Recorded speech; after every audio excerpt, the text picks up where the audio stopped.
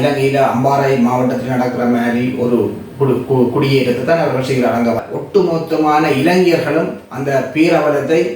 தாயக உறவாளர்களுக்கு வணக்கம். இன்றைக்கு நாங்கள் கதைக்க போகிற விஷயம் தமிழர்கள உரிமை சம்பந்தப்பட்ட விஷயம் இல்லை, இலங்கைக்கு ஏற்படக்கூடிய ஒரு பேர் அபாயம் தொடர்பான விஷயம். அதாவது உங்களுக்கு தெரியும், இப்போது இந்த அம்பாறை மாவட்டத்தில் இந்த பெரிய உள்ளை சின்ன உள்ளை என்று சொல்லி 2 பகுதி இருக்குது. அது அருகே இருக்கிற பிரதேசங்கள் தான். அங்கே முஸ்லீம்கள் தான் கூடுதலாக வாழ்கிறார்கள். அந்த இடத்துல இந்த இஸ்ரேலியர்கள் ஜூதர்கள் மிக நீண்ட காலமாக அங்கே மிக நீண்ட காலம் என்று நாங்கள் சொல்கிறது தவறு என்றது நினைக்கிறேன். ஒரு குறிப்பிட்ட காலமாக அங்கே அவர்கள் உல்லாச பயணிகளாக அங்கே தங்கி அவர்கள் அந்த உல்லாசத்தை அனுபவிக்கின்ற பக்கங்கள் என்றதிலிருந்து மாறி இப்போது அவர்கள் அங்கே கடைகள், காணிகள், வீடுகள் என்ற அளவில் அவர்கள் அங்கே நிரந்தரமாக வசிக்க துவங்கி இருக்கிறார்கள். இப்போது அங்கே சுமார் உதாரணத்துக்கு ஒரு 1000 பேர் அங்கே இருக்கணும்னா 500 பேர் அந்த நிரந்தரமாக தங்குறவர்களாக இருக்கிறார்கள்.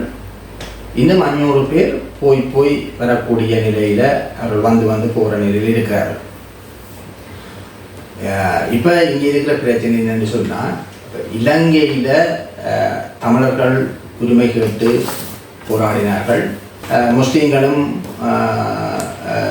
சிறுபான்மையினர் என்ற பேரில் பெரும்பான்மையினராக அடக்கப்பட்டிருக்கிறார்கள். மலைய மக்களும் கூட அவர்கள் என்ற உரிமை மறுக்கப்பட்டு அவர்கள் அடிமைகளாக அல்லது இரண்டாந்தர பிரஜைகளாக நடத்தப்படுகின்ற தன்மை இருக்கின்ற போது, இப்போது இங்கே இந்த நாட்டுக்கே தொடர்பில்லாதவர்கள் ஜூதர்கள் என்று சொல்லப்படுகிறவர்கள் இங்கே உல்லாச பயணிகளாக இங்கே நிரந்தரமாக வசிக்கின்ற ஒரு அபாயம் உருவாகிறது. இதை இங்கே சிங்கள தேசம் கண்டுகொள்வதாக இல்லை. ஏனென்றால் அவர்கள் தங்களுடைய இன்றைய பொருளாதார நிலைமையில் அவர்கள் தங்களுடைய பொருளாதாரத்தை மேம்படுத்துவதற்காக இந்த உல்லாச பயணிகளின் வரவு என்றது தேவை என்றதை மட்டுமே குறிக்கோளாக இருக்கிறார்கள். மற்றபடி இந்த சிறுபான்மையினங்களை அடக்கி ஒடுக்குவது, இந்த வடகிழக்கு பிரதேசங்களில் உள்ள சிறுபான்மையினங்களை அடக்கி ஒடுக்குறதுல இந்த இஸ்ரேலியர்களின் ஆலோசனையும் பங்கும் ஒத்தாசையும் ஆசீர்வாதமும் இந்த ஸ்ரீலங்கா அரசாங்கத்திற்கு நீண்ட காலமாக இருக்கிறது. ஆகவே அவர்கள் அந்த ஒத்தாசைகளை வழங்கி கொண்டு இங்கே தாங்கள் நிரந்தரமாக கால் பதிக்கக்கூடிய ஒரு சூழலை உருவாக்கி கொண்டிருக்கிறார்கள். அந்த வகையில் இந்த ஸ்ரீலங்கா அரசாங்கம் இந்த ஜூதர்களால் எதிர்காலத்தில் வரக்கூடிய அபாயத்தை கண்டுகொள்ளாமல் தற்கால ஆட்சியை அல்லது பொருளாதார பிரச்சனையை கருத்தில் கொண்டு அந்த விஷயங்களை கருத்தில் கொள்ளாமல் நடந்து கொள்கிறது. உங்களுக்கு ஒரு சின்ன வரலாறு. இந்த 2000 ஆண்டுகளுக்கு முதல் ஜூதர்கள் இந்த மத்திய கிழக்கிலிருந்து விரட்டி அடிக்கப்பட்டது என்பது அவருடைய வரலாறு. இது பழைய ஏற்பாட்டின்படி அவர்கள் கூறக்கூடிய ஒரு வரலாறு. அவை 2000 ஆண்டுகளுக்கு முதல் இந்த மத்திய கிழக்கிலிருந்து வெளியேறி போன ஜூதர்கள் பல்வேறுபட்ட நாடுகளில் அவர்கள் வசித்து வந்திருக்கிறார்கள். அவர்கள் வட்டிக்கு கொடுக்குற தொழிலை அல்ல நியாயமற்ற முறையில் உழைக்கின்ற தொழில்களை அவர்கள் தங்களுடைய ஒரு பிழைப்பாக கொண்டிருக்கிறார்கள். அந்த இடங்களில் மக்களுடன் சேர்ந்து தாங்கள் போய் வசித்த நாடுகளில் உள்ள மக்களுடன் சேர்ந்து வாழ்வது என்றதுக்கு அப்பால் அங்கே இருக்கிற அந்த மக்களின் பொருளாதாரத்தை சுரண்டுகின்ற ஒரு வேலைகளையும் கடந்த காலங்களில் ஈடுபட்டிருக்கிறார்கள். இந்த சுரண்டல் 2ஆம் உலகப் போருக்கு சற்று முன்பாக ஐரோப்பியர்கள், குறிப்பாக ஜெர்மனியர்கள் மட்டத்தில் பெரும் கோபத்தை உண்டாக்கி அது ஒரு 2ஆம் உலகப் போரில் ஜூதர்கள் மிக மோசமாக கொன்றளிக்கப்பட்ட ஒரு வரலாறு இருந்தாலும், இந்த மத்திய கிழக்கில் அவர்களுடைய அந்த பழைய ஏற்பாட்டின்படி அவர்கள் சொல்கிற அந்த வரலாறு அது உண்மையோ பொய்யோ அதுக்கு அப்பால் இந்த மத்திய கிழக்கில் பாலஸ்தீன என்ற அந்த நாட்டில் முஸ்லீம்கள் வாழ்ந்த அந்த நாட்டில் இவர்கள் முதல் அவர்கள் அங்கே இதே மாதிரி இன்றைக்கு இந்த இலங்கையில் அம்பாறை மாவட்டத்தில் நடக்கிற மாதிரி ஒரு குடியேற்றத்தை தான் அவர்கள் செய்கிறார். அங்கே வந்து அவர்களோட நிறைய காசு இருக்குது, உலகம் வட்டியை கொடுத்து நியாயபூர்வமற்ற முறையில் சம்பாதித்த காசுகள் நிறைய இருக்குது. அதை விட இந்த உலகத்தில் அமெரிக்காவிலையும் கிட்டத்தட்ட பராக் ஒபாமாவையும் இப்போது இருக்கிற ரொனால்ட் ட்ரம்பையும் தவிர ஏனைய அமெரிக்க ஆட்சியாளர்கள் எல்லாம் ஜூதர்களாகத்தான் இருந்திருக்கிறார்கள் என்ற அந்த ஒரு வரலாற்றை இப்போது சொல்கிறார்கள். அப்போ கிட்டத்தட்ட அமெரிக்கான்றது ஜூதர்கள் ஆண்ட ஒரு நாடாகத்தான் இருக்கிறது. இன்றைக்கும் அமெரிக்காண்ட ஒரு செல்லப்பிள்ளையாகத்தான் இஸ்ரேல் இருக்கிறது. அவை அமெரிக்கா வந்து ரொனால்ட் ட்ரம்பையும் பராக் ஒபாமாவையும் தவிர ஏனைய ஆட்சியாளர்கள் அமெரிக்காவில் ஜூதர்களாக இருந்திருக்கிறார்கள். இதே மாதிரி பல்வேறுபட்ட நாடுகளில் அவர்கள் ஆட்சி அதிகாரங்களை தீர்மானிக்கிற சக்திகளாக ஜூதர்கள் இந்த 2000 ஆண்டுகளுக்கு முதல் இடம்பெயர்ந்து போய் அவர்களுடைய முயற்சியாலும் பொருளாதார வல்லமையாலும் அவர்கள் பல நாடுகளில், அதுவும் வல்லமை பொருந்திய நாடுகளில் அவர்கள் ஆட்சியை தீர்மானிக்கிற சக்திகளாகவும் ஆட்சியாளர்களை வழிநடத்துகிற சக்தியாகவும் அவர்கள் இருந்திருக்கிறார்கள்.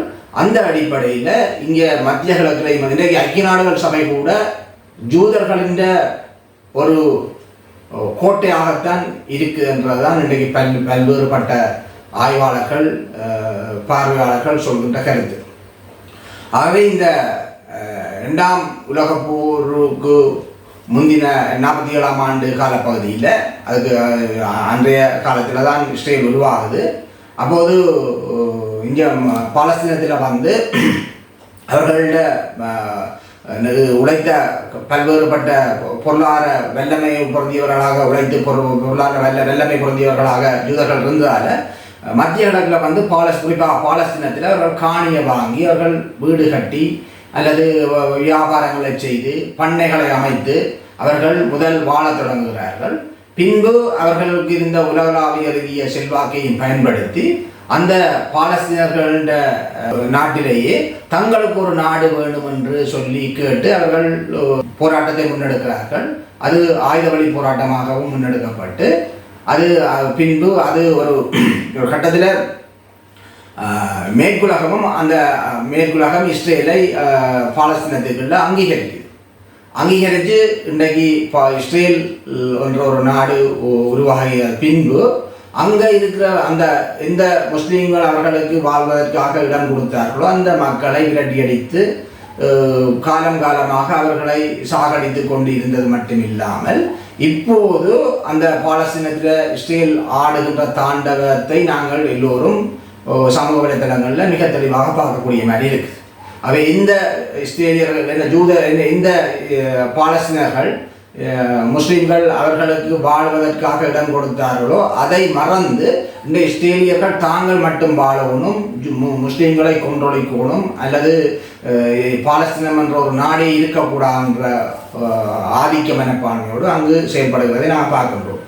இதே மாதிரி ஒரு சூழல் தான் இங்கே அம்பாறையில் அந்த பெரிய உல்லை சின்ன உல்லை என்ற பகுதிக்கும் எதிர்காலத்தில் வரக்கூடிய அபாயம் இருக்கிறது.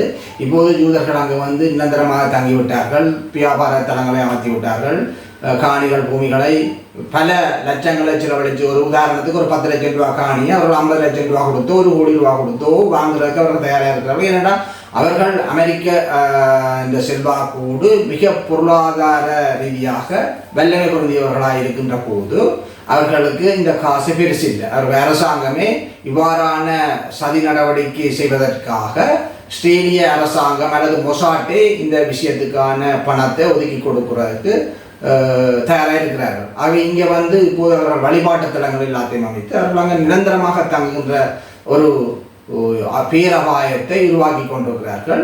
பல ஜூதர்கள் இங்கே வந்து தமிழ் பெண்களை, முஸ்லீம் பெண்களையும் தமிழ் பெண்களையும் திருமணம் செய்தும் கூட அந்த பிரதேசத்தில் வாழ்ந்து கொண்டிருக்கிறார்கள். ஆகவே ஒரு கட்டத்துக்கு பிறகு அவர்கள் தங்களுக்கு அந்த அதுக்கு ஒரு நாடு வேணும் என்று கூட அவர்கள் கோரிக்கையை முன்வைத்து போராடுகின்ற போது மேற்குலகம் அதை அங்கீகரிக்கும். குறிப்பாக ஐக்கிய நாடுகள் சபையும் கூட அதனை ஏற்றுக்கொள்ளும். ஏனென்றால் அவர்கள் அதற்கேற்ற மாதிரியே மிகவும் புத்தி சாதுரியமாக சகல விஷயங்களையும் அவர் நகர்த்தி கொண்டிருப்பார்கள். அவர்களிடம் தொழில்நுட்பம் இருக்கு, பொருளாதாரம் இருக்கு, இராணுவ ரீதியான வல்லமை பொருந்திய அமெரிக்காவின் சார்பான கொள்கையும் ஆயுதங்களும் இருக்கிறது. இதைவிட அவர்களிடம் மிக சாதுரியமான ஒரு புலனாய்வுத்துறை இருக்கிறது. அவை அந்த முழு பலத்தையும் பயன்படுத்தி அவர்கள் இங்கே ஒரு இன்றைக்கு எப்படி இஸ்ரேலில் பலஸ்தீனத்தில் அடாவடியாக இராணுவ நடவடிக்கை செய்கிறார்களோ இதே மாதிரி ஒரு இராணுவ நடவடிக்கை நிச்சயமாக அவர்கள் ஒரு குறிப்பிட்ட காலங்களுக்கு பிறகு இந்த ஸ்ரீலங்காவில் அம்பாறை மாவட்டத்தின் நோக்கி அவர்கள் செய்யலாம். நிச்சயமாக அவர்கள் பலம் பொருந்திய இராணுவமும் ஆயுதமும் அவர்களிடம் இருக்கின்ற போது, புலனாய்வுத்துறையும் அவர்களிடம் இருக்கின்ற போது அவர்கள் மிக அடாவடியாக ஆக்ரோஷமாக உலக சட்டங்களுக்கெல்லாம் கருத்தில் கொள்ளாமல் இங்கு ஒரு இராணுவ நடவடிக்கை மூலமே நாட்டை கைப்பற்றுவதற்கான முயற்சிகளை மேற்கொள்வார்கள். ஆகவே இப்போது இந்த விஷயத்தில் இந்த ஸ்ரீலங்கா அரசாங்கமும் இந்த ஸ்ரீலங்கா புலனாய்வாளர்களும் விழிப்படைந்து இதற்கான சட்ட திருத்தங்களை கொண்டு வந்து இங்கே உள்ள மக்கள் நிம்மதியாக வாழக்கூடிய ஒரு சூழல், எதிர்காலத்தில் வாழக்கூடிய ஒரு சூழலை கருத்தில் கொண்டு செயல்பட வேண்டும் என்பதுதான் எங்களுடைய ஆதங்கம். அவை இந்த விஷயத்தில் இப்போ கவனிக்காமல் நாங்கள் பொருளாதாரம் என்ற விஷயத்தை மட்டும் இன்றைய பொருளாதார வீழ்ச்சியிலிருந்து நாங்கள் முன்னுக்கு வரணும் என்றதை மட்டும் கருத்தில் கொண்டு இன்றைக்கு நாங்கள் விடுகின்ற ஒரு தவறும் நாளைக்கு எங்களுடைய சிறுபான்மையினம் என்ற கப்பால ஒட்டுமொத்தமான இளைஞர்களும் அந்த பேரவலத்தை சந்திக்க வேண்டிய பேரவலம் இங்கே நடந்ததும் நிச்சயமாக இன்றைக்கு ஈரான் என்ற ஒரு பெரிய நாடு பரப்பளவாலும் சனத்தொகையாலும் கூடியிருந்தாலும் கூட இந்த ஒரு சின்ன இஸ்ரேலால் அங்கே இவ்வளவு அடாவடியை புரிய முன்வந்தார்கள், முயற்சி செய்தார்கள் என்பதை அண்மை காலத்தில் நாங்கள் பார்த்துருக்கிறோம். அதை விட ஈரானில் அவர்கள் ஒரு அணு ஆயுதம் என்ற அளவிற்கும் அவர்கள் தொழில்நுட்ப ரீதியாகவும் வளர்ந்திருந்ததால அவர்கள் அதை இலகுவாக எதிர்கொள்ளக்கூடிய அளவுக்கு அவர்கள் தங்களை வளர்த்து கொண்டிருந்ததால அந்த முயற்சியை முறியடித்திருக்கிறார்கள். ஆனால் இன்றைக்கு பாலஸ்தீனத்தால் அதை செய்ய முடியல. பாலஸ்தீனமும் ஐக்கிய நாடுகள் சபையின் உறுப்பினரை பெற்ற ஒரு நாடாக இருந்தும் கூட இன்றைக்கு அதை கேட்பாரற்று அந்த இனம் கொண்டொழிக்கப்படுகிறது. அங்கே சாப்பாட்டுக்கு நிற்கப்படுற அந்த பெண்கள், குழந்தைகள் என்று பசி பட்டினியால் அலைந்திருக்கின்ற அந்த மக்களுக்கு கூட ஒரு இந்த உலகம் நீதி என்றதுக்கு அப்பால அங்கே சாவையும் அவலத்தையும் இரத்தத்தையும் தான் அங்கே பெருசாக கொடுத்து கொண்டிருக்கிறார்கள். இந்த நிலைமை ஸ்ரீலங்கா அரசாங்கத்துக்கு வர்றதுக்கு மிக நீண்ட காலம் எடுக்காது. ஸ்ரீலங்காவுக்கு நடக்கிறதுக்கு, ஸ்ரீலங்கா மக்களுக்கு, தமிழ் மக்கள், முஸ்லீம் மக்கள், மலைய மக்கள் என்ற அப்பால சிங்களவர்களும் இந்த நிலைமையை எதிர்கொள்றதுக்கான ஒரு மிகப்பெரிய பேரவலம் இங்கே நடந்துடுறதுக்கான காலம் இன்னும் கனகாலத்தில் இல்லை. அதில் 10 வருஷத்துலேயோ 15 வருஷத்துலேயோ இந்த விஷயத்தை நாங்கள் அனுபவிக்கத்தான் போகிறோம். ஆகவே இந்த விஷயத்தை நாங்கள் இப்பயே கருத்தில் கொண்டு இந்த விடயங்களில் ஏற்படுத்தக்கூடிய சட்ட திருத்தங்களை ஏற்படுத்தி இந்த ஜூதர்கள விடயங்களை கட்டுப்படுத்தக்கூடிய அளவுக்கு இப்பயே நாங்கள் முயற்சி செய்தால்தான் இந்த எதிர்காலத்தில் வரக்கூடிய இந்த பேரவலத்திலிருந்து எங்களுடைய நாட்டை ஒரு ஓரளவுக்காவது காப்பாற்றுவதற்கான ஒரு சக்தியை, திராணியை நாங்கள் பெற முடியும். எனவே இந்த இடத்துல இந்த ஆட்சியாளர்கள் மிக கூறிய கவனம் எடுத்து நாங்கள் இளைஞர்களாக இந்த இடத்துல நாங்கள் ஒன்றுபடுவோம். அதற்கான விஷயங்களை இலங்கை அரசாங்கம் முன்னெடுக்கின்ற போது நாங்களும் அதற்கு ஒத்திசைவாக செயல்படுவதற்கு தயாராக இருக்கின்றோம். நாங்கள் இப்போது குறிப்பிட்ட காலத்துக்கு முதல் ஒரு வீடியோ பதிவை செய்திருந்தோம். அமெரிக்கான்ற செல்லப்பிள்ளையாக மத்திய அளவில் இஸ்ரேல் எப்படி இருக்குதோ அதே மாதிரி இன்றைக்கு தெற்கு ஆசியாவில் தமிழர்கள் இருக்க வேண்டும் என்றதை கருத்தில் கொண்டு நாங்கள் ஒரு பதிவை போட்டிருந்தோம்.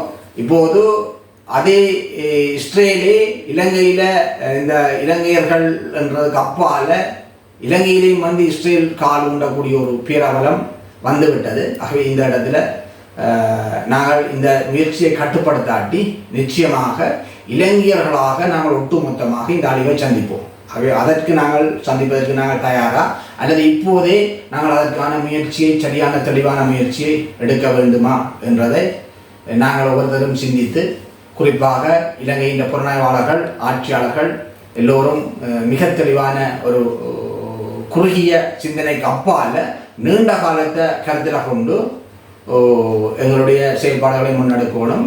அவர்களுடைய வருகை நாங்கள் எதிர்பார்க்குற மாதிரி நடக்குமாக இருந்தால் இங்கே பௌத்தமும் எதிர்கொள்ள இல்லாது, சிங்களமும் எதிர்கொள்ள இல்லாது, தமிழர்களும் அல்லது ஏனைய சிறுபான்மையினர்களும் இந்த பேரவலத்தை சந்திக்கக்கூடிய ஒரு மிக மோசமான ஒரு காலகட்டம் மிக விரைவாக இலங்கையில் அரங்கேறும் என்று கூறி விடைபெறுகின்றோம். நன்றி. மக்களுடன் போராளிகள், மக்களுக்காக போராளிகள்.